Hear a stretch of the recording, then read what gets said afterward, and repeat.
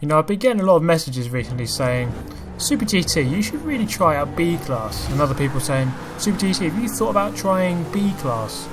So what I've done here is I've tried C class. Yes, I have totally ignored what everyone said and gone into the C class for a bit. I thought I'd get a couple of cars for this class, try it out, because this is one of the classes I pretty much have never done before.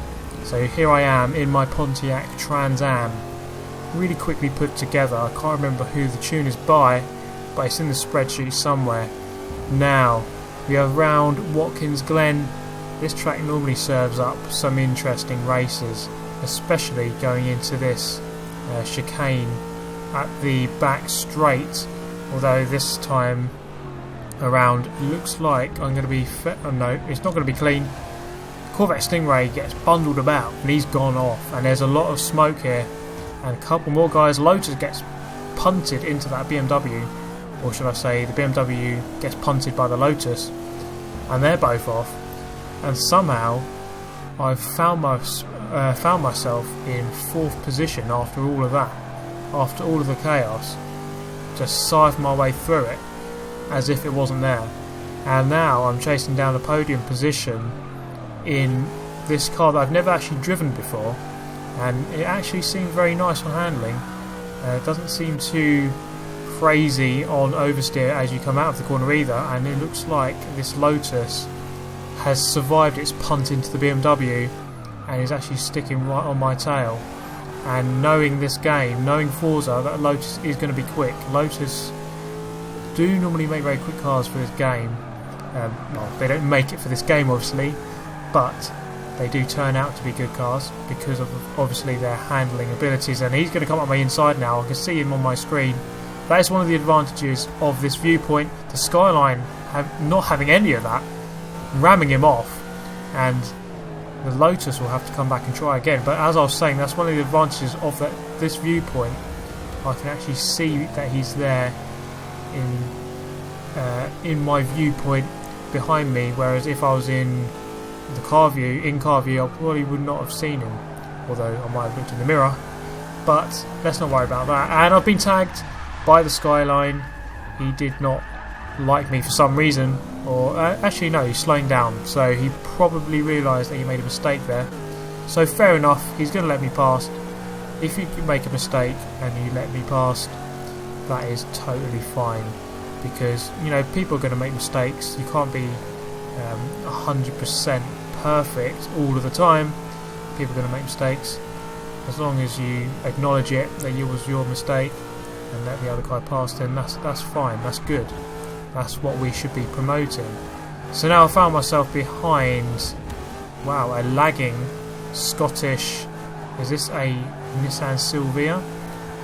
I usually get this wrong. I always guess these cars wrong. I'm actually pretty bad at that. I guess my main focus on the channel is driving and racing, not so much of the cars themselves. It's more about how you drive and how you race them. But anyway, coming up into the weird right-hander here. It's quite a strange one to get right. I like to stick onto this different coloured tarmac. That's pretty much a good guideline for that corner. Now, coming through the back section now, towards the end of the lap. Actually, that Silvia's got a decent set of wheels down the straight, pulling away from me, and I'm going to lock up, go a little bit wide, but manage to keep it under control. Don't lose too much speed there, and the Silvia is not getting away from me at all. I'll go for a very late apex here. He goes over the curb, that unsettles his car, and he's going to go defensive, or is he not? He's going to come back to take the normal racing line and go in a little bit early to the second to last corner. I'm going to get a better line through there. Not really going to go for an overtake here. It's not really the best place to go for a lunge, and it looks like the guy in third, is that a Plymouth Prowler, is backing off a little bit. We are catching up with him. So this is going to get interesting onto this last lap. First and second have got a decent margin, so it looks like it's going to be very hard to catch up with them unless they start smashing each other off, which of course we all know you can't write that off. This is Forza, people do like to smash each other off.